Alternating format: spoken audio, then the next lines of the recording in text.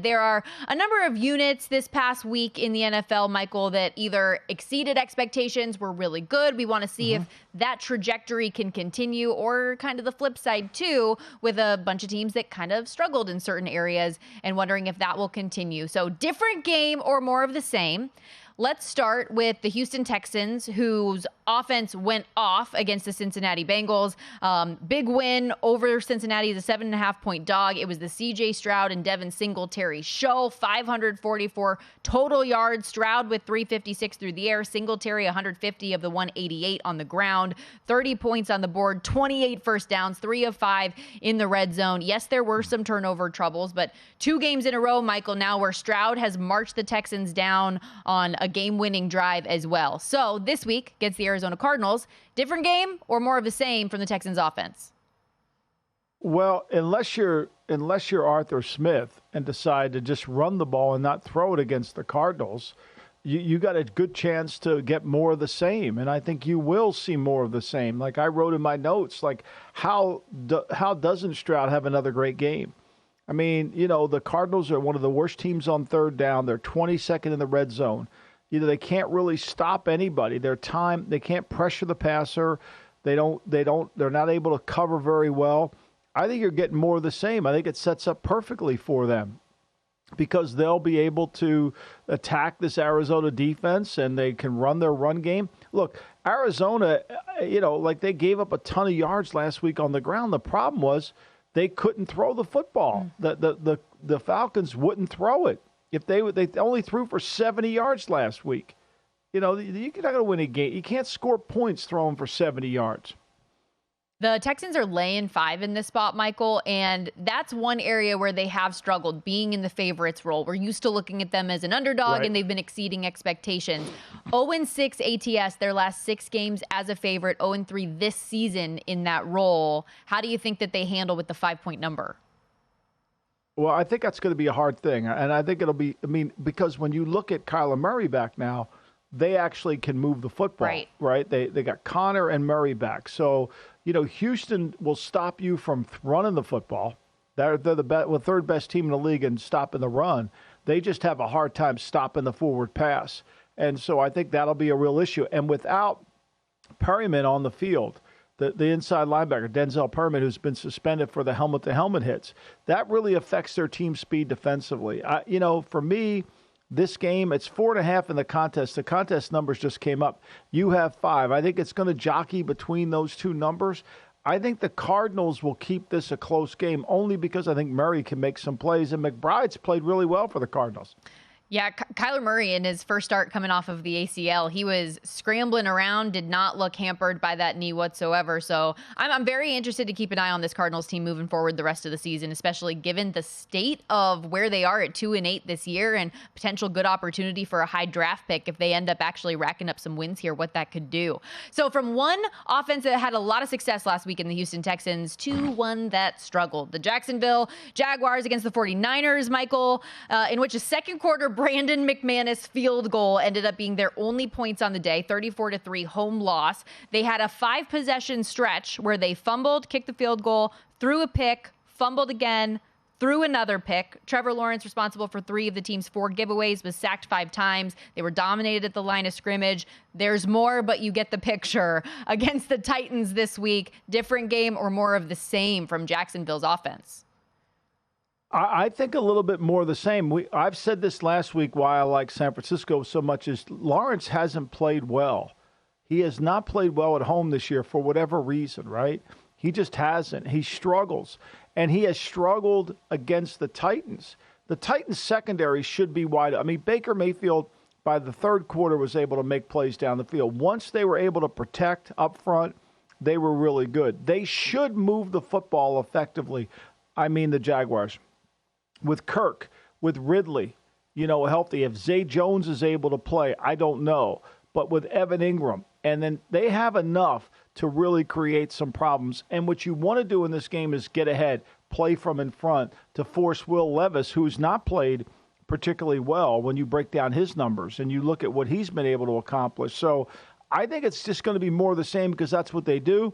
The number's gone to 7. It stayed there. It's tempting, although I think we have to throw it out of our heads, Stormy, all the Mike Vrabel data as a dog. Because now with Levis at quarterback, he's in the same category of P.J. Walker and Zach Wilson, even Tommy DeVito to a degree, in terms of the success rate of throwing the ball. Oh, man, don't do him like that. Don't Tommy DeVito him. I can't help you. I can't. I can only give you the numbers that I researched. I looked it up on the success rate. I'll do you one worse. You want one worse? I know this isn't on your script, and I don't want to not. I got it in my notes this morning. I said, I got to tell Storm. What? I said it on the pod today. Everybody's going to get mad at me. The Giants, the Giants 3 quarterbacks. Tyrod Taylor, 27th in EPA. That's expected points per play, okay? He's 27th. Danny Jones, 40th. Tommy DeVito, 42nd. Woof. Woof, Michael. Woof is right. Gosh. Woof. Buzz, your girlfriend. Woof. I feel bad for the Giants. This is going to be an uphill battle the rest of the way. I got more for you on the Giants. I got more for you. You say the Giants You said the Giants shouldn't be a 8 points. Okay, Stormy. In the first quarter, the Giants score after 10 games. They score 0.9 points in the first quarter, but they gear it up in the second quarter where they score 3.3. They average. Way to gear it up. In the third quarter, they gear it up even more. They score 3.7, and in the fourth quarter, they're at their highest octane. They score 3.9.